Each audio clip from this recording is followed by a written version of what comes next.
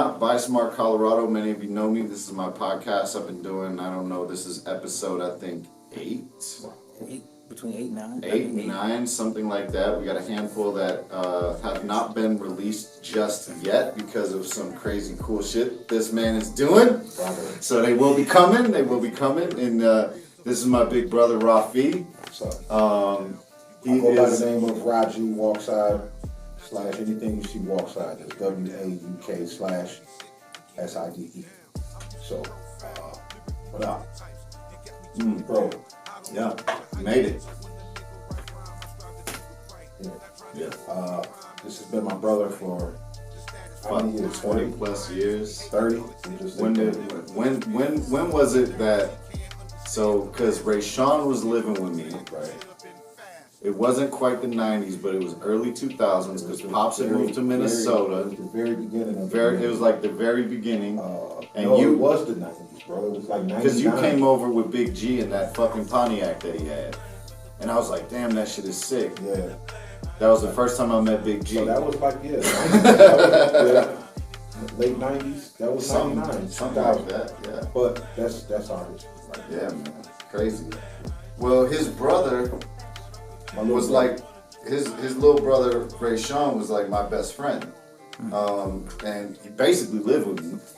And, he did live with me. And, so, I don't know how much longer it was after that I kind of like adopted him as my Yeah. I kind of like, Ray Sean, I adopt all my little brother's brothers or his friends or close with that. I kind of like, I was the big brother. That's just it. Every time I come around, I was always trying to give positive advice. Maybe not all the time, but, because... we did do some bullshit. That was some knuckles. Yeah. It's just a big brother, little brother relationship, so I'm extremely proud of, happy to see in life at this stage. Well, thank you, man, and vice versa, because, man, when we were stuck in that trap, did it not feel like none of us was going anywhere? Okay, to clarity, for clarity on what he just said, he and I, we had a mutual friend. We both just found out this morning that he passed away. We don't know what the circumstances were, but I want to send a shout out. Yeah, definitely rest in peace to Dre. We got to hit up Frank too. Yeah, and find out what happened. But I'm more brother, we came from I don't know. The crazy thing is like, if we go back to how we met, you know how when you meet somebody that's going to be in your life for a long time, you don't really exactly remember the details of how that meeting really took place. It just kind of molds in like a fabric in a way to where it just gels. I could probably literally tell you every time I met some fuck ass motherfucker that I don't want to fuck with ever again. Yeah. I could probably tell you the exact way that shit went down. Yeah. But with you, man, I don't remember. The details is fuzzy. Well, but I've always said, me personally, that that's how you know that was a real connection. Yeah. But that's just my. I can agree with you on that, but I think we've had so many real life moments together that it's like you can't even keep up with them. It's like my better half said, once you break bread, it's like family at that point. You know what I mean? It's no more, and we're not just talking like monetary or physical. No, like money. Once you talk break bread, money don't matter. That's comes to go. Yeah. That's the only thing certain. And we've been there with each other through a lot of that shit too. We had a lot of significant losses, throughout our time together. So that's how our bond is. That's how we're. And then there were some other things that led to some other things that led to my growth and development that had to happen. Talk to him. In order to have like a security blanket, if you will. And because where we come from, you have to be under a protective shell in a way. Well, Am I? Correct me if I'm wrong, and if my words is not. Well, I get what you're saying. I think it's just more of your affiliation. You know what I mean? And it's I think we can talk about fraternal orders and stuff like that. But yeah, it is a who you know type of thing. Right. Or who can vouch for you? Who can vouch for you? Mm-hmm. So yeah, it's that to an extent, but nothing under a criminal element at this point in time. No. We were the byproduct of everything that was the criminal element. Where it came from, but it was rapid. It was so rapid around us. Like here's this. We trying to go in a different direction. Yeah. Here's this in front of you. Here's that in front of you. But how do you deal with it? But see, like in today's culture, like you see profiling, but I don't think you see profiling to the degree that we saw profiling, man. You couldn't, and see, this is the thing. Like, racism is for real here, but where we come from, man, they didn't care they ain't give a fuck what color you was. If you hung with this specific group, if you've been with this specific group, then we know you assholes over here, and that we had to deal with a lot of that. You know what I mean? And, profile. Yeah. Well, shit. For what? Like we was in a house. At young ages. And. We had remember access. We ended up down. We had access to shit. We had access to shit. We had access. At a young age, y'all younger than me. I was a little bit older, but I was still fucking up. Yeah, but shit, we still look up to your guidance because, and I've always said this, the people that are my age, man, they really can't teach me shit, at least back then, that's gonna help me navigate this crazy fucking world that we a part of. Because if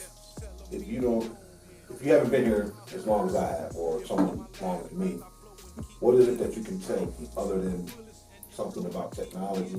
And which is great because technology that's like innovation. Mm-hmm. But what could you tell me about life experience? Shit. You know what I'm saying?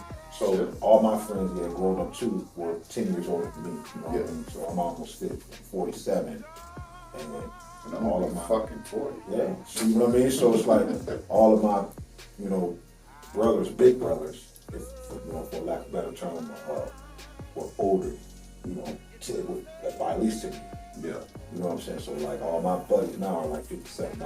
My cousin, I call him my big brother, Big G. His birthday was yesterday. He just turned 57.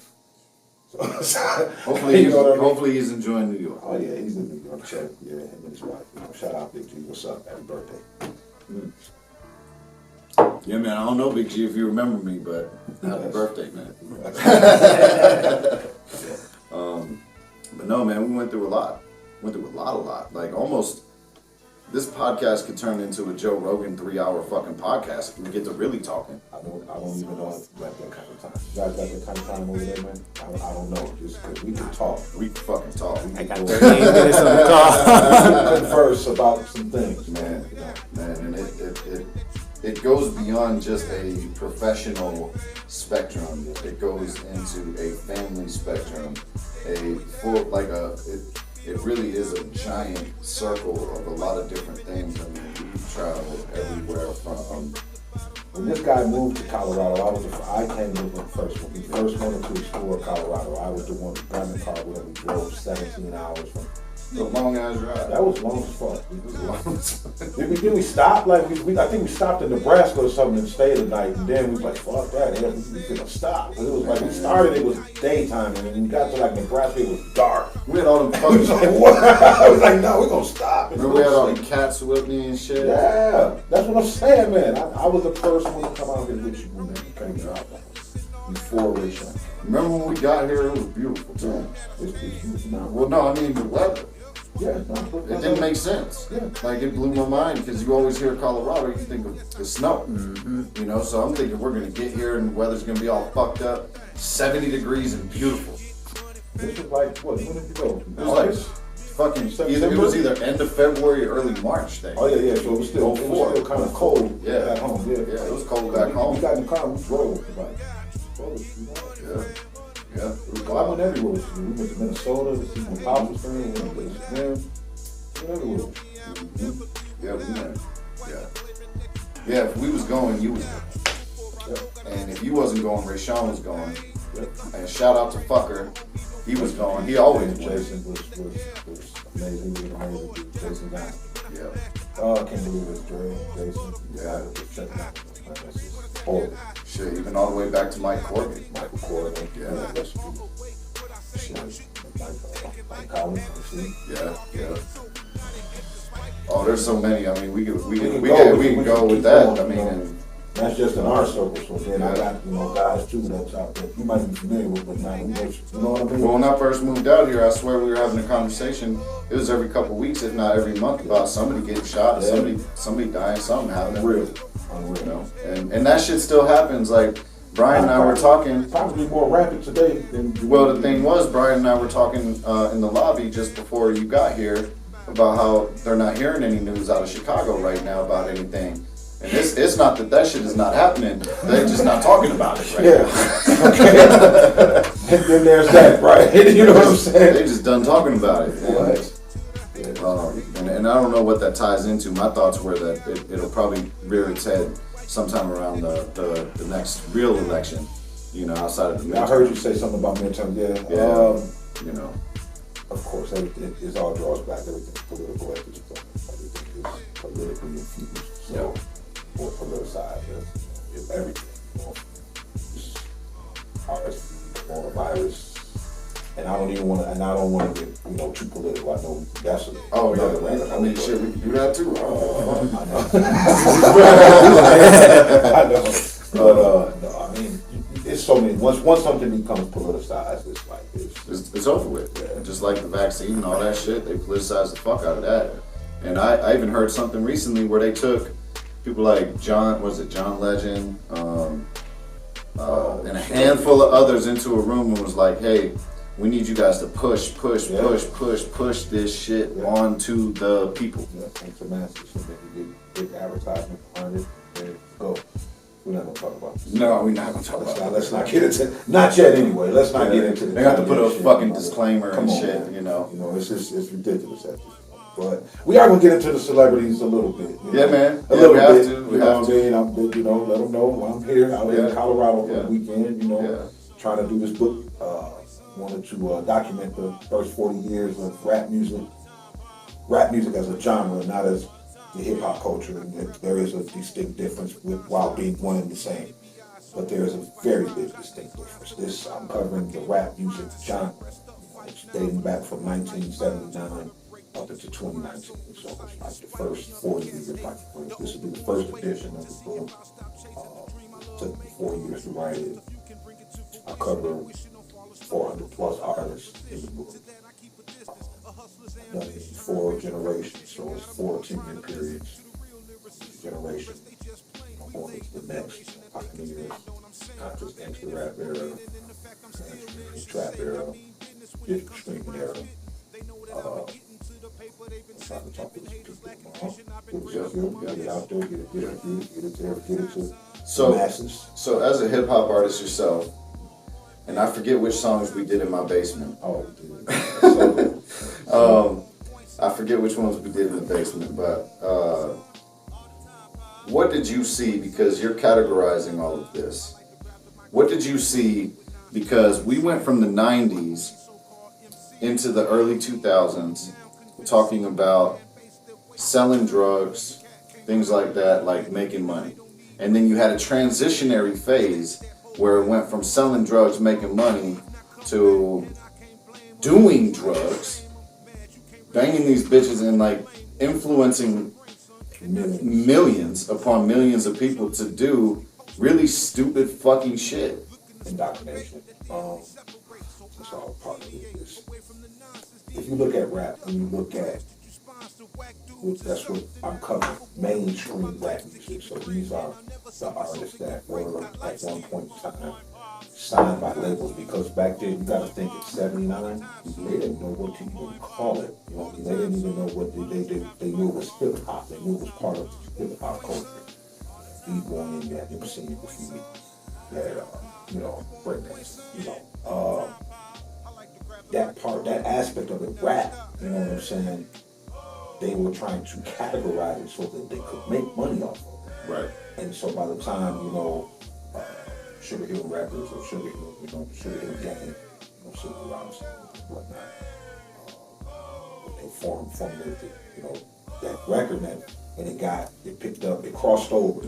White folks was digging. You know what I'm saying? They said, okay, well, damn, we'll play this in our clubs too. Yeah. You know what I'm saying? So absolutely. It became influential. See, and the crazy thing about that, when we say white folks was getting into it, like, it's different where we grew up because, and a lot of people, unless you come to my hometown, they wouldn't believe that I was more the minority than out here. Like in Colorado, I'm not a minority. Back home, I was a minority. And people, they would have a hard time believing that because you live around us. Yeah. You know what I mean? Yeah. And that's, you met my grandmother before she died. So, I had a great relationship with Big Mom. Black and white thing. She didn't play that. No. We were all the same. Yeah. God's children. That's how Send me home with a million pies. You know what I mean? So, Yeah. when I say that, I mean it. I know exactly what you mean. I think the only reason I bring some of this stuff up, and I'm going to challenge some of it only because you and I talk a lot, but the people that are going to watch this, they don't understand some of these things. And one of the things that I wanted to kind of point out was when we first started this venture together and we had these grand ideas and we had them written down and we was trying to talk about how we're going to do these shows and all these things that we were going to do. One of the things that people thought is that hip-hop and rap artists made all this fucking money because you'll see it on a music video and shit like that. Now, you start digging in deep, and G here knows the ins and outs of how that actually works. So these people out here, they ain't exactly rich, are they, G? It's not as they appear to be. Let me tell you this. Rap right now is based off of perception, okay? Yeah. What you perceive, what you are perceived as, the visual that we can project onto you, that you're this, you're this, you're this, you're this, you're this. So, you got a lot of people trying to buy into that and be like, okay, well, we want to be this too. It's more followers today than it ever was ever in rap music. Everyone, and Rakim, to his credit, he did make a song in '89, Follow the Leader. At that time, he was really, really like lyrically ahead of everybody at that time in '89. You know what I mean? So he was, Follow the Leader. That was, braggadocious. But at the same time, when you look at that whole term of that statement, Follow the Leader, you could say that was indoctrinated into these kids now today because they're all following each other. There is no more originality. In the last 10 years, you show me someone that's been more original than or different than a Drake, a Migos. And this is not a disrespect to them, but this is more to the credit of them. There's only a few styles in the last 10 years that you have lesser of the J. Coles. You have lesser of the Kendrick Lamars. Are you kidding me? They can't push that because that would not generate. Now we're in the streaming. We're not selling anymore. We're streaming. We're in the streaming business. We're not in the music business in 2022. Yeah. We are in the streaming business. Yeah. So we have to look at what generates streaming. Not to say that because J. Cole actually does well. He does extremely well. Kendrick Lamar does extremely well. Logic does extremely well. Yeah, People that don't know, and I see a lot of trolls that try to attack. I mean, and then you got from Joyner Lucas to Royce the 5'9", who they're not even mainstream. No, Joyner actually has a great following, and he does great numbers. In the streaming industry. So does Royce. Now Royce, Royce being from two previous generations, from the current one. He's just like him. He's managed to transition from the music industry into the streaming industry. That's like Jay-Z. Right. Jay-Z, we can use Jay-Z as an example because he's sold a lot of records. He's the third highest selling rap artist in the United States of America, under Tupac. Eminem being number one because he's actually sold 47 million records in just the United States. Yeah. We're not talking worldwide. Right, Just right, the right. United States, he sold 47 million records. Right. Now, you can take maybe 7 million of that and credit that to the 200 billion streams that he has, because, you know, that's, see, streaming, it's a double-edged sword. See, and yeah, and so kind of what along the lines I'm talking about, some of the rappers that we just spoke of, and hip hop artists, they're making money. But a lot of these new guys though, they're not. And what they're making streams, they're generating streams. Well, even outside of streams. So like someone else. Talk about when somebody gets a contract to go onto a label, what that actually means. Well, that you're contracted. They have it. Now they have the standard deal now is a 360, which means that they can take every source of income that you have and take from it until they get back the money they give you up front. Okay, so and that's what I was alluding to. A lot of the artists today are signing 360s. That's why I get it. You don't be fooled. A lot of these guys that you see getting these millions, hundreds of millions of streams on YouTube and Spotify, they're in 360, bad 360 deals that they're dying to get out of. Because it's paying me half a penny, not a fragment of a penny, and I have 100 million views on YouTube. I have 200 million views on Spotify, and you mean I haven't earned money off of that? Yeah. I've only earned $15,000, $20,000 off of 200 million views. And their contract, back when you and I were doing this stuff, and I don't know if it stayed the same, but let's say who can we say that got a deal back in the day? Let's say somebody new enough. Let's say like 2 Chainz. Okay, he's probably making some money, but in the beginning, he probably got a contract, and that contract would say, you're gonna get what, $2 million up front for your marketing and shit like that. But that's all money you gotta pay back. Yeah, right. Okay. All right. Right. That's cool. So that means that the label has to get their money before you see a dime. Right. In the positive. Now, you have this money, this $2 million up front, but with that, that's also you got to account for your budgeting, your studio time. You have to live off of this, you know. And then you got to take that money and pay somebody like him to produce your videos and shit like that, right? First off, it's taxed. They have to tax it. So you're not walking away with it. When they say they give you $2 million check, you're not walking away with that much money. Yeah. You're probably walking away with 1.2. Yeah. Now that's after you paid the taxes on. They gave you $2 million, right? But you got to pay the taxes on it first before you get it. And now you have to make the budget and all of these things with that 1.2 or however much is left. And then that budget might even include something along the lines of, no, it's not just this album. You got to do 3. Yeah, that's what I'm saying. They in the 360 they get you in this deal to where they make sure that you have to pay for multiple projects that they're going to fund with this money they're giving you up front. And they're giving you, all they're doing is giving you a line of credit. Yeah. You know, so it's like, here you got $4 million from us. Now, after you pay the taxes on that $4 million, you're walking away with probably 2.9. Yes. And then now with this 2.9, you have to finance not only one, but 2 more albums after this one. Now, when you finance these albums, you have to account for marketing, promoting, all of these things is coming out of that $2.9 million. And that sounds like a lot of money until you start getting into this shit. And then the only one that I could really remember off the top of my head that was going through a major dispute with that was Lupe Fiasco in the early 2000s. Well, no, and I know there's others, but that's just the one that pops into my head because that almost ruined his career. Well, no, it didn't.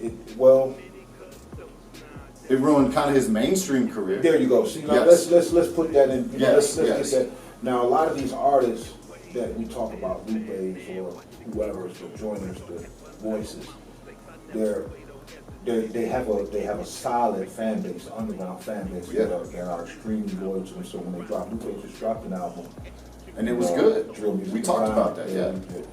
that I love. Yeah.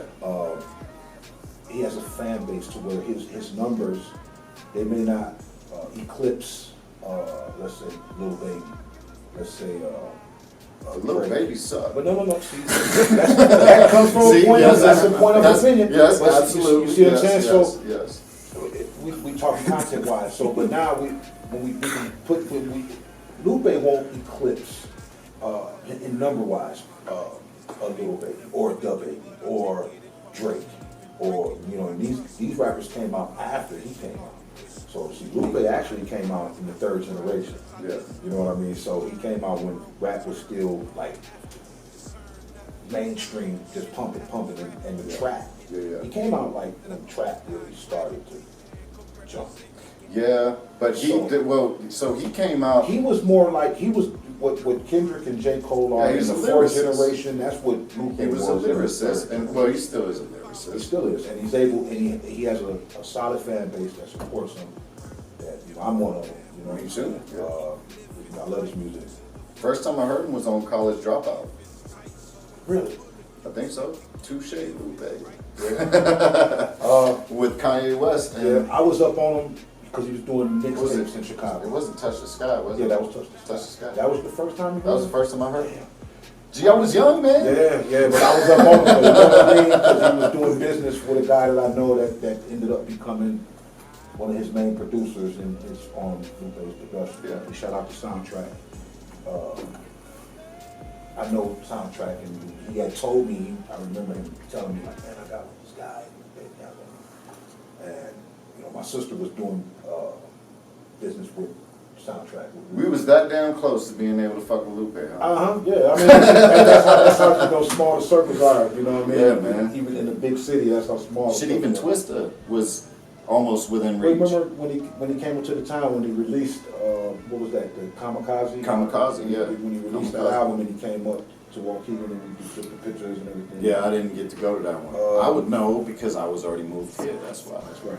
Yeah, that's left. yeah. But they had to know you were in transition. Yeah. In that album, because that's when Kanye did the College Dropout and all that stuff. Yeah, he was in transition.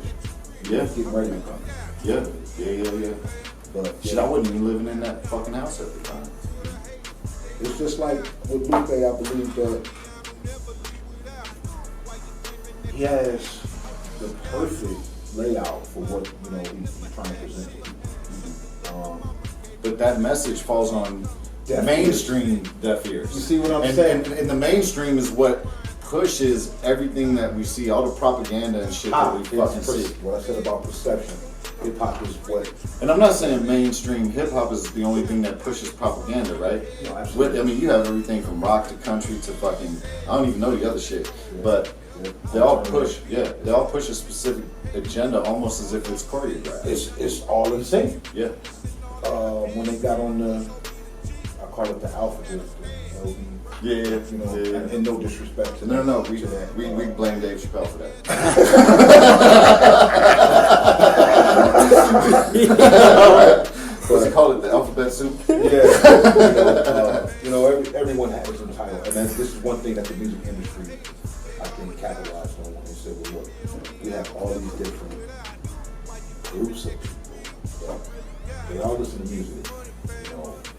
No one cared that Elton John was a gay man. Hell no. That made music that, no one cared that, George Michael was a gay man that made music. That millions of people love. We got songs that we like by those people. Fucking right. But we didn't judge them for being that.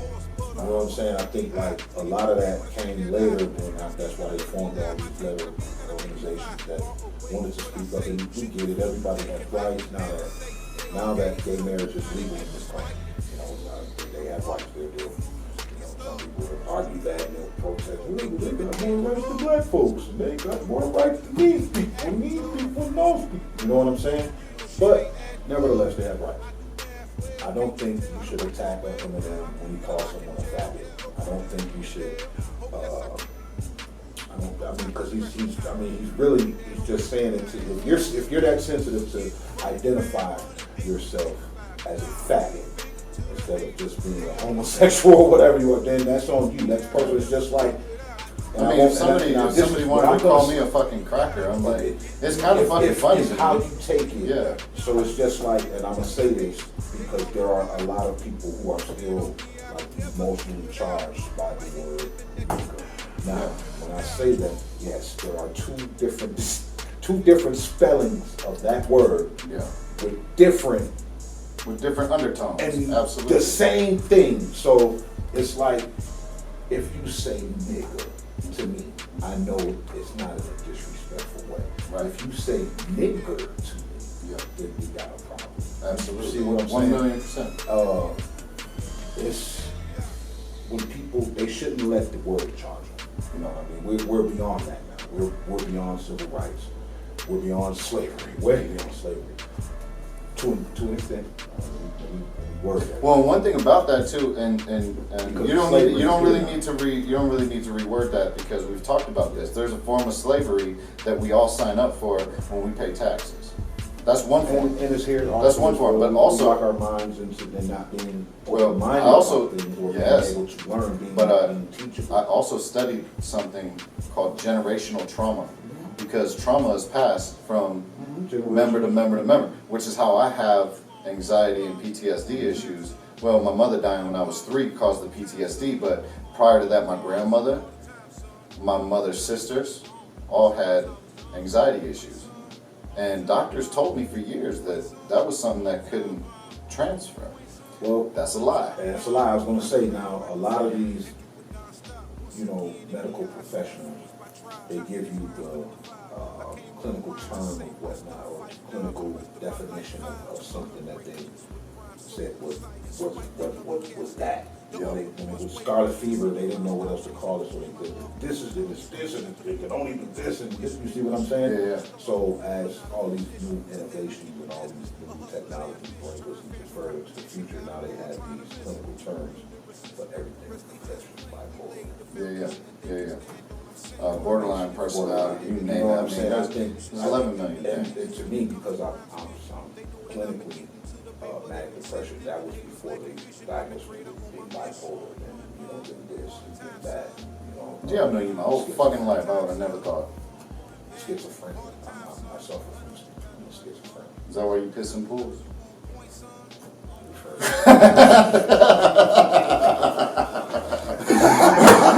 You know what I said it. You know what I'm referring to. I said it. It's on record. You know what I said? It's on record. But yeah. What was it? Asshole naked pissing in your pool. Twisted in a slight, but off my rocker. Straight jackets can't hold me because I got arms like Baraka. That's on the song I did back in 2006. Crazy. This is my dude. You know what I mean? He was one of my biggest fans too. So man, for him to this fucking day, man. Oh, that was great. That was amazing. Oh shit, man. Yeah, thank you for that memory.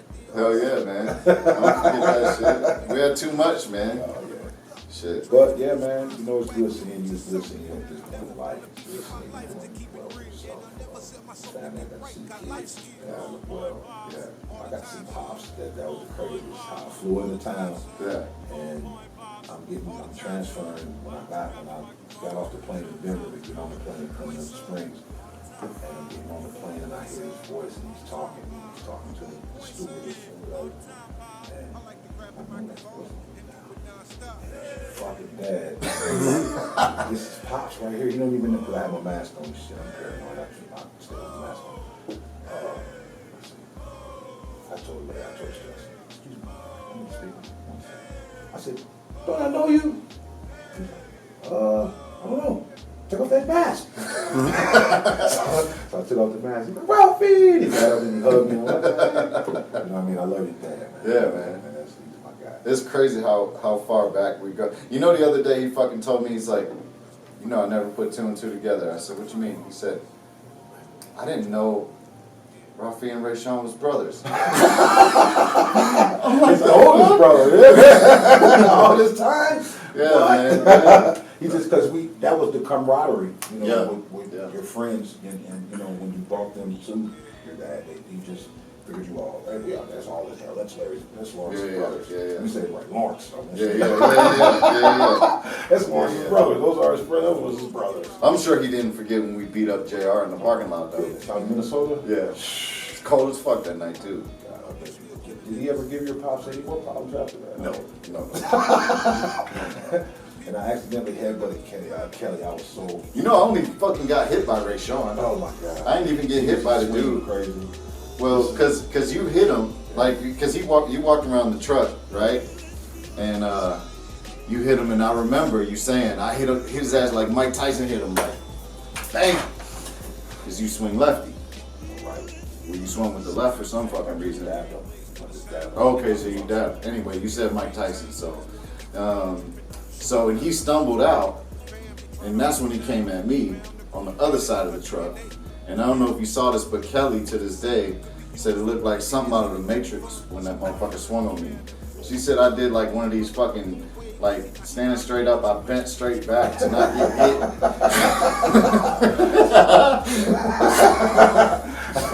And then she was like, and I still remember this, man, she's like, oh fucking hell no, in her northern ass accent, you know. You did not just swing on my brother. So she starts swinging all wild and shit. Oh my God. And fucking, so I rush him.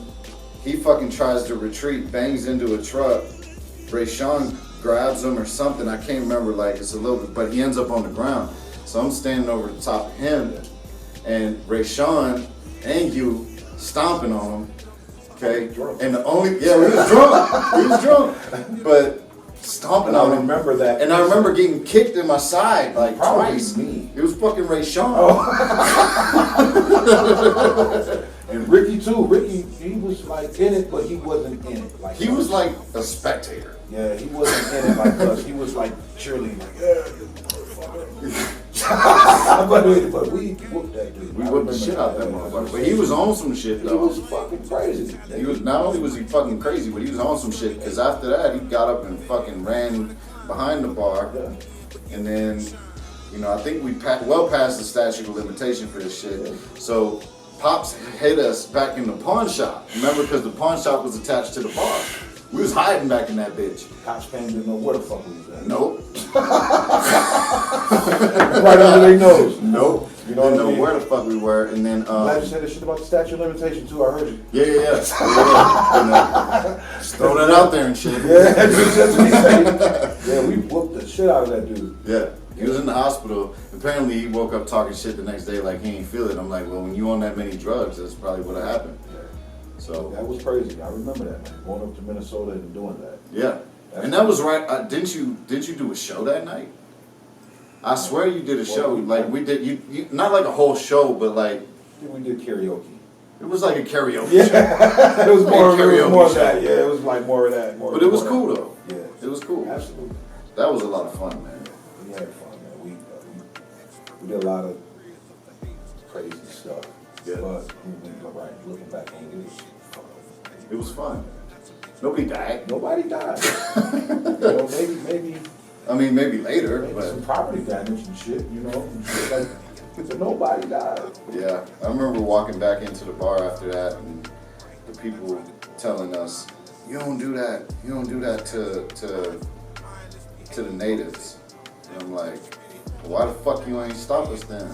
No, then why would you let him send himself off? Yeah, because the only reason that happened was because the only reason that even fucking happened was because he assaulted one of my dad's employees. Right. We didn't play that. So- This man's a hard-working man, making money for the bad establishment at that time. We didn't play that. So No. we were there. We were like. I remember hearing it like, fuck, what? No, we were like the bouncers. We were like the unofficial bouncers. Yeah. You know what I'm saying? For like 2 days. Yeah, for like 2 days. We came on a visit, but we ended up being an unofficial bouncer. Yeah. And I wouldn't change a fucking thing about that. Nah, man. You know what I mean? No. I was so happy to see Pops on that plane, though. You know what I'm saying? Hell yeah.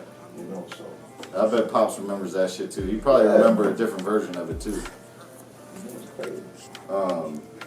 But it was life, man. It was just kind of how it was, you know. Like we thought we did what was right, and I still believe to this day we did what was right. Um, now that I'm older, would I handle it different? Probably not. Probably Where's not. the learning? Where's the growth process in doing it different? You know what Well, I wouldn't be drunk this time. Okay. So that's the growth, Well, there it is. you know. So I might have been able to talk him off the ledge. But if in fact he's inebriated to the same extent, I mean, he was already in the mood to fight anyway. He was free falling, man. Yeah, man, he you know. Hey, he was asking for that, so. Yeah. So yeah, the development is that I'm 5.5+ years sober, and if I was to come through that same situation, you know, ideally I'd be able to talk to this individual and hopefully not allow it to escalate to the level that it did. But you know, sometimes talk doesn't work. Yeah. So, but yeah. You know, we live and we learn. Yeah. We only get one of them. You know, we don't have any extra men in this life that we live, so No. we figure it out as we go. Yeah. I mean, there's many paths and blueprints and architectural things laid out for us to follow and whatever, but we still gotta figure. At the end of the day, we have to do it on our own accord, and hope that we make the best decisions, the most sound decisions in our life. You know what I'm saying? Yeah, but honestly, what I try to do is be a better version of myself than I Every was day. yesterday. Every day. And that's it. And not every day is perfect, and not every day do I get to be that better version. But I think that's just normal growth. You brought up the fact that, you know, I'm an MC. On an underground level, I made 9 albums. And is this 10? This would be 10, the 10th project. Maybe I'm going to, you know, hold off and I don't know that, but it would be the 10th one. That was from 06 to now. Okay. So that's a solo career, but I had a career before that, Right. before 2006. And that was with the 90s. You, My cousin. Rand, Drac, No, Willie, no? with my cousin and my brother, my cousin JC, Okay. my brother Seneca. We had a group called The Virus, which it was an acronym for Vital Intelligent Real Underground Sound. Okay. So I've done that from like 93 to maybe 97, 98. And then I hooked up with Cooley and Drag and Cold Killer, you know, what they had established, Wauk-Side Records or Wauk-Side Entertainment back in 1996. So I actually stopped doing what I was doing with my cousin and my brother, and I went and became a part of Wauk-Side in its beginning stages. Was there a reason for that transition? It was just, I really was interested and excited about doing music, and at that point, my brother, Seneca, went back off to, he was born out in Cincinnati, well, not born, but he grew up in Cincinnati. We have different mothers, same father, different mother. So he was raised out there, so he was out in Cincinnati back and forth. Well, my cousin JC, he was dealing with regular, real life, he was just working everything he could. Daughter at the time, and he had to take care of. So he rapped, but he didn't make it his passion. Yeah. I wanted it to be my fucking the way I ate and everything, but just rap. So that was part of the motivation for that, because Cooley was really at that time trying to kick a lot of music out from our area, and I was like, well, I want to be on that team because he's trying to do it already. And I had to sell myself to them, you know what I'm saying? Like I had to really, because they didn't believe me, like, oh, no, I really want to do this. Yeah. You know, and then it ended up becoming a four-way ownership between Cooley, Drag, Cold Killer, and myself. How much time passed from there to when, and I know that this is difficult, but how much time passed between you making that transition with Cooley and them to when your cousin met his demise? Gregory? Yeah. Because it wasn't long after, was So it? Gregory, because Gregory, actually the year and everything that I hooked up with Cooley and Drag Cole,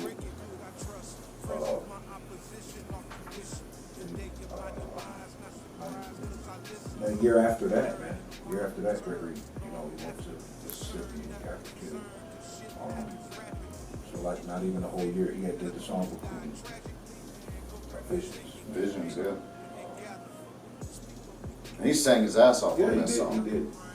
And you know, like shortly after that, you know, we went to Mississippi with some folks, whatnot.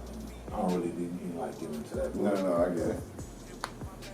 He didn't make it back. Yeah. You know what I'm saying? And, Yeah. and it was very tragic for us, you know. But we still have that. We have visions, and that's like one of the main things that we do is preserve that song. Yeah. That was the song that kicked off Wauk-Side Records. And see, because I never met him. And I remember you telling me like he would sing on the street corners and stuff like that. Like, yeah. Everybody, the whole city of Waukegan knew Greg. If you came on the south side of Waukegan, you would see Gregory on 10th and McAllister singing, just being himself, you know, with no like real agenda to it or nothing. He had the voice. You know what I'm saying? He had the voice that it was strong. It read you. You know what I mean? If you drove past in your car, you heard him, you're like, man, oh, that's Greg out there. Yeah, that's Greg. You know, everybody, they loved him. You know what I'm saying? We love him. We miss him. It was not too long after my hookup with Julio and that happened. Yeah. No, I wanted to bring that up because that was a vital and or pivotal piece to some of your development too. And Absolutely. I was bitter. Fucking right. For a long time. I didn't want to accept the circumstances surrounding his demise. Yeah. I didn't want to accept that.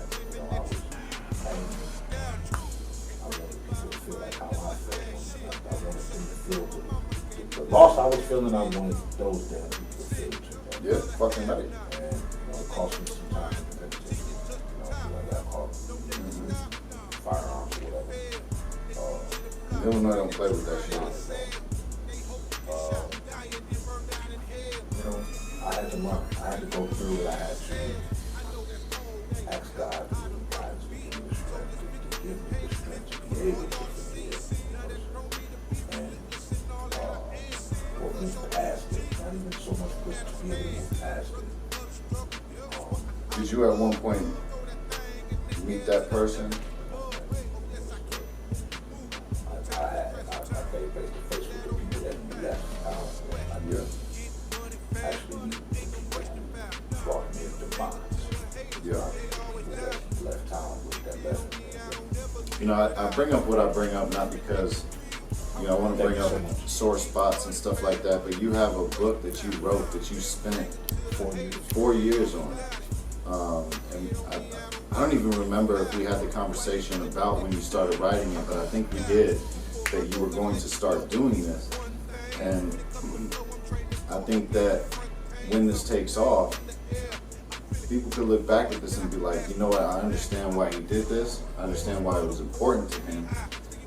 Because you came up in an era where you couldn't just go and get in touch with a record exec.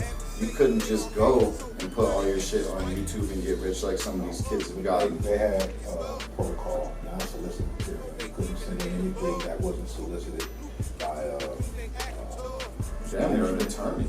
management, musical attorney, off a recommendation of a label head or whatever, A&R. Yeah. You couldn't even send stuff back to A&Rs unsolicited back then. You know, back when I was, getting started.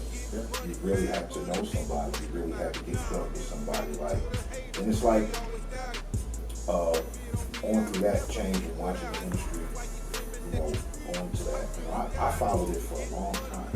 I followed it. I watched it change. So it's like that's why I was prompted to write this book, because I watched rap change at least 4 times. Yeah. From it being on vinyl and cassette tape throughout the 80s. You know what I mean? Then going from cassette tapes to digital discs in the mid to late 90s. Yeah. Cassettes and whatnot. From digital discs to the digital download with the ringtone. You know what I'm saying? Stuff, whatnot, iTunes.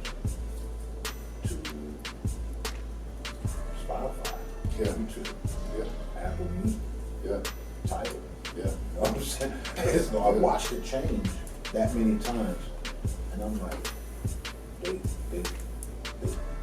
nobody documented this. I mean, they have documented. Let me not say that. No one wrote a book about that. Yeah, they wrote a book. Chuck D, amazing book. I have it. Shout out to Chuck D. This Day in Hip Hop, and it's a great book. I bought it. He did a timeline of everything, every significant moment in the hip hop culture from '73 to 2018 at that time. I think that book it has that span. That was also part of the inspiration for my book, because I started journaling for the book in 2018, like in 2018 going to 2019. Because I wanted to cover the first 4 years, and I wanted to make sure I had every rapper up to the end of 2019 that came out. So that's how I did it. But shout out to Chuck D again. He had a book that inspired me to do this about the culture. So this is touching the culture, but this is about the genre of rap. Right. You understand what I'm saying? Yeah, absolutely. Like I said, they're synonymous, but indifferent. Right. When you say the two terms, when you say hip hop and rap music, it is all in one thing. True, it's true. No one can ever change that or dispute that. But for mainstream purposes, I guess, or whatever, you can separate the two and say the culture inspired rap music. Rap music has become one of the biggest music genres out of all music, just because of the streaming era and how accessible music is today. It's sorry, I'm still listening, fucking work shit. It'd be like that sometimes. But yeah, no, the genre has become you can't like box it in now. Yeah. And that's, I owe that, we owe that to the streaming. But is it always a good thing, this streaming, these algorithms and Well, vinyl's making a comeback almost as a nostalgic they're trying thing. They're not selling units in vinyl. No. Like they were. Like you look at it like, and I'm gonna go to a reference, points real fast. In the first generation, you had artists that came out, and some of them, they were able to sell significant amounts of records, or be influential, like let's say for instance, early 80s, I would say, Curtis Blow. Okay, so from 1980 to 2000, he charted, his music charted on 3 different charts. So that's the pop charts, the R&B charts, and the rap charts. And he has a gold certification from the RIAA, which is the Recording Industry Association of America. That's who does all of the counting. Well, it used to be Nielsen SoundScan. In 92, Nielsen SoundScan was the ones who counted record sales and radio plays and whatnot. And they determined, and they seen who sold what, and who did that, and they did their reports. But And Nielsen's the one that people are going to be most familiar with, right? Nielsen SoundScan, or Nielsen data. Yeah. However, it was whatever company's name was, but it was Nielsen. Right. Now, with streaming, you got, say this 4th generation, you got, and that like, designer. Hey, fuck, I forgot about that. But let's just say him. And so he had a good run from 2016 to 17. He charted on all 3 charts, but he had 4 platinum certifications From Panda.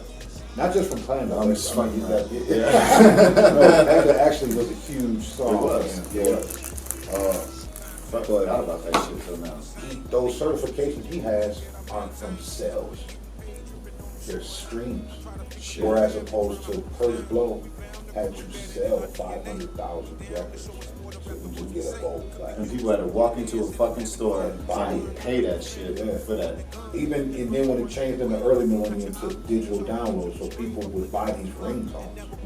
Like you know, 99-cent ringtone. yeah, those counted as sales, those counted as downloads, those that someone paid that 99 cents for that song. Right. Even if it was just a snippet or something, as technology changed, a lot of those ringtones were like the whole song. Because you download it, And then you clip what you want. what you to want, the ringtone. yeah, the ringtone, Yeah. so those counted as sales. Mm-hmm. Now it's streams, so for one sale, you know how many streams you need for one sale? Like 1,500 streams to make one sale. So 1,500 streams would get you 99 cents, or your Yeah, split of yeah, the 99 cents. Yeah. Yeah, That's fucking crazy. you know what I'm saying? So that's the rules that they're playing by now. So when you look at, they do these year-end reports now, with Spotify and that, like this artist had 250 million streams this year. Okay, how many units does that translate? So you have to divide that by 1,500 at that point. Is that the math? Yeah. Okay. So we can look up an artist on Spotify right now, and let's see. Let's find some just real quick.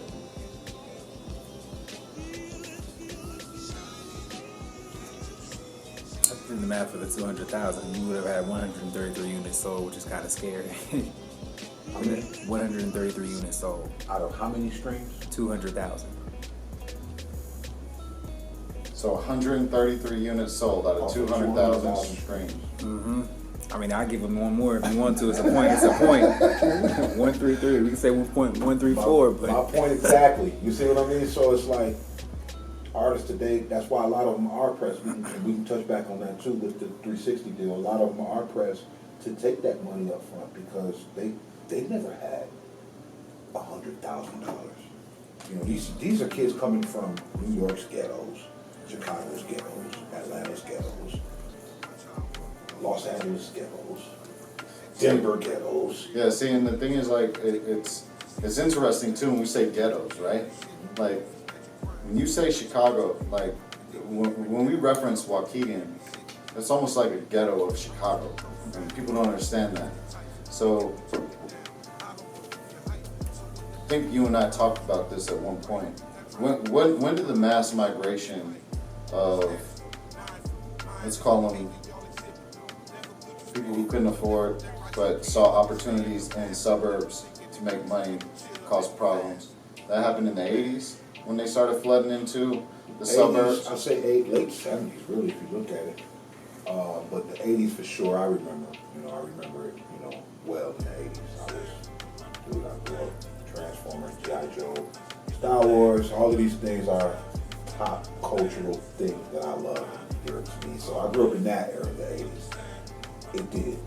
Once crack cocaine became rampant and all of that, that's what I said, there's a whole thing, man. That's what I'm saying. Like, we could talk. But, when I say out here that I'm from Chicago, if I say I'm from Waukegan, people don't know where the fuck that's at. It's So actually, it's 30 minutes north of Chicago. It's on the lake, it's on the lakefront. It's everything Chicago is in the inner city, but smaller. On a smaller scale. A lot of people know know each other, families, from each side of that town knew each other growing up. As far as when I grew up. yeah. Today it's a whole different thing. It's a new breed of people, but we had a lot of traditional values and views back then. We had, we did care. Families cared about each other because when we stood on that. It takes a village. We stood on that. Yeah. My big mama knew all of my friends' moms, their dads. Their bloodline. You know what I mean? My grandmother knew that. And she didn't care if you were white, black, because she worked in a hospital. She worked in a hospital for 30 years. Yeah. So everyone that was in that town that had to come through the hospital, she knew them, or she grew up with them, or just like rest in peace, Mike Corbin. Yeah. His whole family, his mom, his dad, My grandmother knew them growing up. Yeah. You know, like when they were kids in high school and stuff. So, Yeah. you know what I'm saying? It was like that back then. Today, not so much. Yeah. Not so much. Well, and Now, like you say, the infiltration, it changed the dynamic of the community. yeah. Well, and that's kind of what I'm saying is like, so, like, say for example, we say we're from Chicago, but we're really not from Chicago. Not the city part. Not the city part, but to when it comes to a credible But I live in standpoint. the city part. Right. I live in several places in the city part. Right. So from a credibility standpoint, people would say, oh, well, but you're not really from there. People don't understand how fucking bad it is. Period. People don't fucking understand how bad it is in a lot of these parts. Like Chicago has a reach that I don't even know if I could really describe it in a way that makes sense. 2820.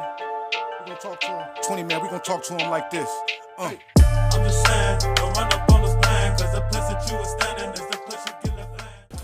This dude is a legend, and he'll always be that. Ice Cube's a legend. He'll always Yeah, be you that. can't take that away. Jay is a legend. Nas is a legend. Tupac will always forever be a legend. Biggie will always forever be legendary in my book. You know, there's others that passed that didn't even reach the status of them that I consider legends, like MC Breed. He'll always be a legend to me. You know what I'm saying?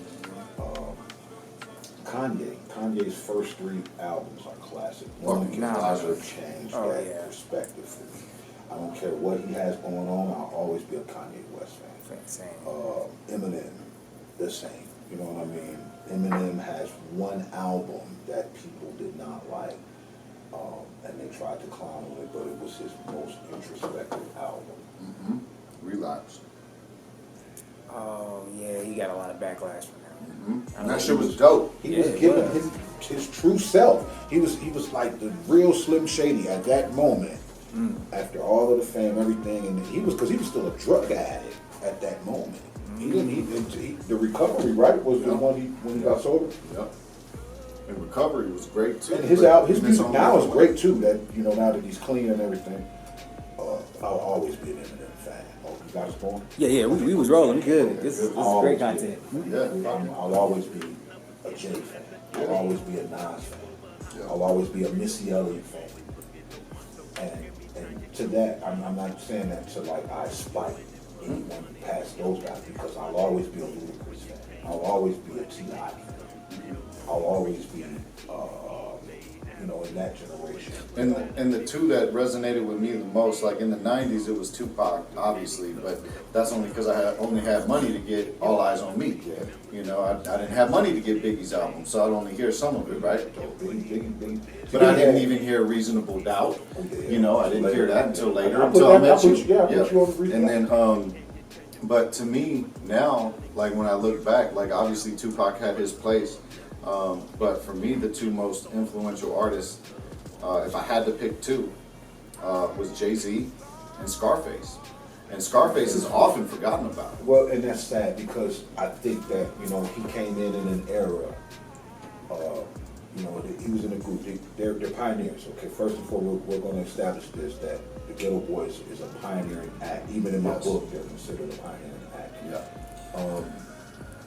He came in a time when rap was not at the capacity it is now. It couldn't facilitate its artists the way it was reluctant to even get behind it. As a genre. The mainstream industry was like, I don't know if I want to take a chance on this kind of. It might not be around in 5 years.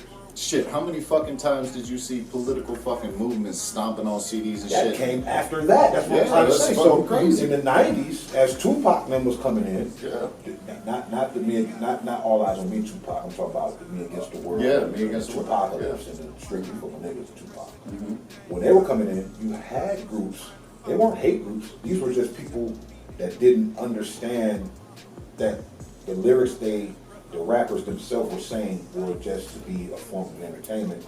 But in a lot of ways, a lot of those things that they spoke on were happening. They spoke on things that were happening in those 8 to 10 blocks that we talk about. And then it crept into suburban America, outside of these inner cities. And then you got the little white kids sitting down in the basement wanted to pissing their emulate parents off. That wanted to emulate what they were hearing, and it caused them to be rebellious. Yeah. And so now they were looking at Eazy-E's and Tupacs and Ice-T's and Ice Cubes and, you know, and they were saying, you know, and 2 Live Crews and you know what I'm saying? And they were like, no, these people are poisoning the minds of our children. Let's take their albums, let's burn them at the stakes. No, these guys got to go. Mm-hmm. And guess what corporate America did? They made it mainstream. Guess what corporate America did while they were, they said, you know what? Oh, if it's costing this, how many records did that sell? 3 million. Just for them to run them over? Oh, we gotta keep putting this shit out. Yeah. Yeah. Easy, when you gonna make that new thing you got going on in front of them? Hey, over here, you Jimmy Iovine. How many of those gangster rappers can you give me? Yeah. You see what I'm saying? Yeah. This is what corporate America did. Right. And then also, what did corporate America not learn from that? You cannot push something on somebody that they don't want. Right? So, we learned that with the vaccines. Okay? And I kind of knew that prior to being sober. If I wanted somebody else to be sober, it don't matter how much I fucking want it. They got one. They gotta want it. Not only that, when I say you can't have, what the fuck do you go do? You go get. And that's what they did. They said you can't have that. And them motherfuckers went and got it. Same thing with marijuana. Same thing. Everything else. You know? You cannot tell people you can't have. Because their little rebellious side is gonna go get it. And I think that, you know, that falls into pride and ego too, you know, with us. You know, we're prideful people. Blacks are prideful, whites are prideful. Sure. Indians are prideful. Sure. Asians, no disrespect, are prideful. Yeah. Spanish. Yep. We're all prideful to a certain extent. But when is humanity going to outweigh that? When is humanity going to say, you know what, this dude, if I cut my hand and cut his, the same shit going to come out. Yeah. Right now. You know what I'm saying? So he's got a child, I ain't got a child. His child's not being raised any different from mine when we look out. Outside of what we choose to feed our children. Yep. What is the difference? Ain't none. So I think, you know, that's what that pride, they always having this pride and whatnot, that has to, you know, meet ahead at some point and realize that humanity outweighs all of that. Mm-hmm. That's my Yeah, no, I've talked a little bit about that before in one of the podcasts. It's just about like taking better care of one another. Mm-hmm. You know? Like just because somebody looks different, I look different than a lot of fucking people. You know, I shaved this beard, I look different. And it's not, and see, that's what we could call it an appearance. Yes. We would call it an appearance because people, if they seen us and didn't know our connection and our relationship, they would see us and just think we're just two people who either work together or know each other, you know, from school or something. They wouldn't even know our brotherhood. Yeah. Like we have a genuine brother, so we can't get caught up in appearance because me and you're you. You know what I'm saying? We're brothers. Like, yeah. We move in sequence. We move in unison. Yeah. You know what I mean? Like we're a family, so you know it's like people get when they see like, oh, okay, well, this is this and this is this, and I think that's kind of like I'm not gonna jump the subject, but that's kind of like why they fucking with Kanye right now, and I don't like that. You know, you can't. He's got white kids, bro. His kids are half white. Yeah. And you know, they like, you know, he's doing this and he's doing all this idiotic shit and he's doing this. And it makes me mad because it's like, you're not looking at it from his perspective. You're looking at, oh, he's crazy. Let's cancel him. I hate that. I hate cancel culture. Yeah. I hate it. You know what I mean? Because who are you to judge? Who are we to judge anyone? Well, because as soon as the message isn't the message that they want out there, then it becomes time to cancel that person. They tried it with Dave Chappelle, but Dave Chappelle's too big to fail. No. You know, you can't fuck with him. And Kanye, to a degree, is too big to fail. You're not gonna stop him. He's a brand now. He's not just, you know, Kanye that was making beats in the basement. No, he's not that Kanye. You can't even call him Kanye. Really, technically, you're not supposed to even call him Kanye. It's just his legal name is Ye. Yeah. And you know, and he has the right to do that. Muhammad Ali did it. Yeah. You know what I mean?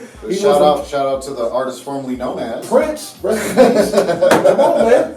We got to respect what people, if they say this is what it is and this is my brand and this is this and this, we have to respect that. I mean, we don't. And, because okay, that's but- ignorant. People can be ignorant all the time. People can be ignorant, but you know, in some of the stuff, and they like to clip out what they want, you know, as media does, because they're good at that shit and manipulating the masses. But if you listen to what some of Kanye says, where's the lies? We're on the line. He's saying a lot of truth. Even, and I'm not a fan of her, but I'll say this. Candace Owens makes a lot of points. She makes a lot of valid points that you cannot deny. Charleston White, a lot of people hate this guy's guts. Ooh, would he be hitting at some good But points? he makes valid points. So when are we going to come out of our own selves and our own ignorance and say, you know what, they're right? When we look past their antics, we got to look past, this is what I say about Charleston, and I don't have a beef with him personally. And if you get mad at me for not having a beef with this guy, fuck you. Yeah. You know, if you can look past his antics and see what he's conveying, he's saying a lot of shit that could really be, you know, activism. You know what I'm saying? He's an activist for his community. Now, what I think he's going to be judged on in the end is how much of that shit he talks for the community. Is he actually living? Yeah. Is he actually doing? Is he actually, you know, because, you know, I always feel this, true charity is anonymous. So anybody that says, hey, any millionaire, 100 millionaire, billionaire, whatever, that says, hey, I did this. You know you didn't do it from your heart. You did it because you know you're going to get something out of it. You know? If you did it for the headline, you ain't do it for the right reasons. And that's just me. Yeah. True charity is anonymous. That's why you never I hear talk about with Michael Brian Jordan about that. doing things because he does them on the low. He actually asks to be set aside from. You know how many people Michael Jordan sent to college, bro? That people they don't. You know what I'm saying? That you know they try to diminish this man. They say, oh, he's invested in prisons and stuff. Wrong, Michael Jordan. First off, he wasn't the only person named Michael Jordan. Right. You know what I mean? Right. Yeah. That's a different guy, but the Michael Jordan we know, the NBA, a legend, the GOAT, as we all some of us consider. He sent a lot of people to school that people don't even know that he sent people to college, bro. 4-year universities, not just like junior college. He sent you to 4-year universities, but you have other athletes that say, hey, I did this, and I'm going to do this, and I'm going to do this. And I don't like that. No. Because it's like, if you do it, I think you should do it like, bro, in Nashville, right down the street from where I used to live, it's an elementary magnet school called Rocket Ship. You know who founded that school, who paid that? And I think he has more than one, I believe. But you know who started that school? Andre Agassi, bro. No shit. Would have never known. You see what I'm saying? So Yeah. true charity to me is anonymous, and this he developed a school for kids who are maybe a little bit more advanced than others. And you put it like that. I live right there next to it. Yeah. You know what I mean? But you don't hear it in the news. Oh, this is Andre Agassi school, and this that and that. Yeah. Unless you LeBron. To his credit, phenomenal basketball player, one of the greatest to ever touch the hardwood on any level. In high school, he never got a chance to play in college, but for Team USA, whatever, one of the greatest players to play the game. His activism is unmatched. My only dispute with anything that he does, sometimes he can be loud about his activism. Which, you know, James Brown told us, hey, say it loud, I'm black and I'm proud. And that was a thing, that was really a thing, and I feel that and I believe that. But you're doing it to translate numbers, and you're not doing it because you want to see other people get to numbers like you. You're doing it for your own. Right. And that's fine. That's why Jordan always said you never heard him take a side politically. Yeah. during his playing years. He never took a side. Because what did he say? He said Republicans buy shoes too. Yes. So that everyone already said they wanted to try to make him a Republican. He was never a Republican. I don't even think he was a Democrat. as far as I know, he's unaffiliated. And he's been that, and he's, you know what I mean? He's been able to sell 3 billion shoes. Yeah. Because he didn't put a cap on it. Well, he didn't play to their game that they wanted him to play, and he got backlash from it. But he was smart in not doing so, because you will lose fan base. You will lose money because of I'm it. gonna tell you right, and the way it's set up now, I'll tell you, and this isn't, you know, this is just me being me and how I felt about this as a, now that we jump to the sports. Yeah. Colin Kaepernick probably got the worst fucking backlash for being an activist at work. Yes. Was it fair? No. So the Giant, the NBA, I mean the NFL machine, the Giant, said, you know what? For this incident, we're going to silence you. Yeah. Silence! We silence you for Yeah. We're going to take you and we won't give you a job. Yeah. So, you know, you had Nike and all these people that stepped up and got them paid. But they wanted to kill the message. It wasn't even about him taking the knee at the end of the day. It was about what he was taking the knee for. Yeah. And you know, the majority of, I mean, we live in a military community here. And I have plenty of friends, clients, etc., that are like, listen, I went and fought and I served for your right to do that. To do that. True In that. particular. But that would, I know military personnel that lost ligaments and shit in the Gulf War that backed him 110%. Sure. Because why? Because those same ones that went over there and fought, you can't even get them a place to stay right now. Yeah, no, you can't. You can't, because they're not important. But that flag, they wore that flag for you in battle proudly. It wasn't even so much, they were fucking, and they still probably are to a degree, government property. Government fucking property. Pledge. But they Pledge fought. to government. They fought for the right for us to be free. For have us to that sit freedom, here and find have this freedom, yeah. fucking Yeah. conversation. That's why I'm gonna tell you this. I may spell America with 3 K's because of my traumas or whatever, but I'm proud to be an American. I'm proud to be American. Hey, you can't change that. You know what I'm saying? I'm not living in the rural South, man. I know you do. You know, and it took for me to leave Chicago and go there and see, oh, they was not playing. They racist for real. Yeah.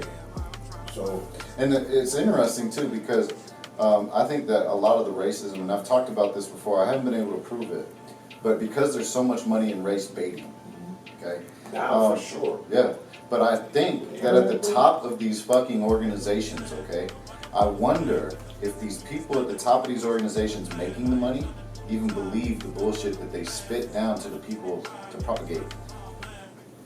I don't know that they actually do believe it. I think that they think by spitting it and spewing it. I wonder if they walk into a room afterwards and they're like, do you believe this shit I just said? These motherfuckers are gonna go run around and act like goddamn fools, and we're gonna make all this damn money. Yeah.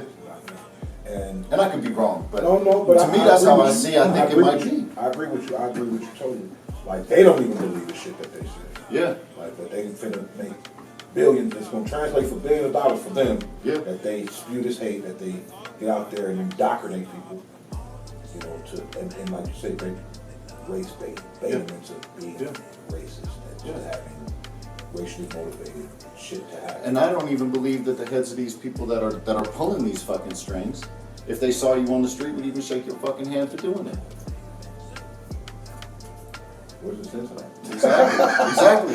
And that's, You know what I'm saying? and that's just me putting my own math together as to how it works. And I just think at the end of the day, it is money. That's all money. It's all money. That's all. It's like, you know, I I mean, how many people are going to be disappointed that you and I are sitting this close to one another and we calling each other brothers, different fucking colors, different fucking country backgrounds of origin, Only people that can't think for themselves. right. But there's a lot of people that can't think for themselves. Believe it or not, because they've been indoctrinated. They've been indoctrinated. Yep. And, you know, and that's why, like I said, we can touch back on that with Kanye real quick. I'm mad at how people are reacting about Kanye having his own fucking opinion. Yeah. You know, it is what it is. You know, you got people that are in the same profession as him, and we can say that on the fashion level, on the music level, and they just coming out just like so much, they distancing themselves from this man that they wants to ally themselves with for some reason or another. You know, Kanye's got classics, bro. He has music, just like I say, his first 3 albums alone, that you can play Gold Digger right now, and that lady out there might shake her ass. Yeah, You know she what would. I'm saying? She would. You know what I'm saying? She would, not giving a fuck about what's going on right now. You know what I'm saying? Let's say, Come okay, on, let's they- say, they- let's- they- let's- they- they- But you could do that with even R. Kelly or Michael Jackson or anybody. And that backs my point. You know, like R. Kelly, you know, I'm not saying that I'm a supporter. Right. Because if he was proven, if he had his day in court, Yeah. and he was proven guilty as charged, he has to give an account for that. So he has to, you know, I'm not here to judge it, but I will say this. The man had 55 top 100 chart entries in his career. He hit the pop charts 55 times, and out of those 55 times he hit the pop charts in his career, from the time he charted the first chart song up until like 2017 or 18, when that album came out, Black Panties, I think, and charted. So he had 25, 27 plaques, so that's gold, platinum plaques. And he came from a time that it was selling records to downloads, to streaming. And he's a streaming, so he is one of the greatest to do R&B. Absolutely. Now, what he chose to be outside of entertainment and that he's charged and convicted for, I don't judge him. But was it a good thing? No. I'm not saying that, you know, it's okay for a person just because they're this person in stature or whatever, celebrity stature, that they can get away with harming someone. Like, you know, support them. You know what I'm saying? But I'm not gonna just throw him out what he's done. You know what I mean? He's done a lot. You know what I'm saying? I'm not just gonna diminish that and just say, you know, well, I'm gonna cancel it. We back to cancel culture. You know what I'm saying? I'm not gonna just. Now, him as a person, he's a piece of shit for what he done. You know, if he's convicted of it, if they found him guilty, he's a piece of shit. But this man made some hit records. He did. He did. And people will still listen to him. Like, no, That in the name of love, that can play anywhere. fuck, at probably weddings still. You know what I'm saying? That could play anywhere. But you know what, G? I think we're gonna have to do a part 2. To this? Yeah. Absolutely. I mean, yeah. Because I think we got damn near 2 hours of footage right now. Okay. Yeah, we sitting. Okay. All right. You know what I mean? Like I said, we can talk. I know, You man. know, we can I converse. think we proved that a little bit, and on a lot of different fucking topics. Well, So yeah, we're gonna have to do a part 2, maybe even a part 3. before we end, I want to thank you for having me. Gee, all day, every Another day, half hour. all fucking day, I want every to thank day. your team. You know what I mean? Jesus, Brian, Y'all yeah. hold my guy down. This is my brother. You know what I mean? For many, many years, he's been my brother. I'm so proud of him where he is in life. To see him right there. Thank you for helping me out with my situation that we're gonna go try to deal with Yeah, tomorrow. yeah. You know, I love you, bro. I love you, man. Shit. You know that shit. You know that shit. Yeah, so, and that's that. And I'm Rafi of Wauk-Side again. You can stream me. I'm on Spotify, Tidal, Apple, YouTube, and that's Raji, RA-G/Wauk-Side. WAUK-SIDE. Music on all platforms. I got this book dropping. First 40 years is the Rap Report Card. 1979 to 2019, I got that dropping. So Hopefully when we do part 2, this is gonna have a cover on it with a motherfucking barcode. everywhere, available everywhere. That's, Everywhere. That's what I want to see happen.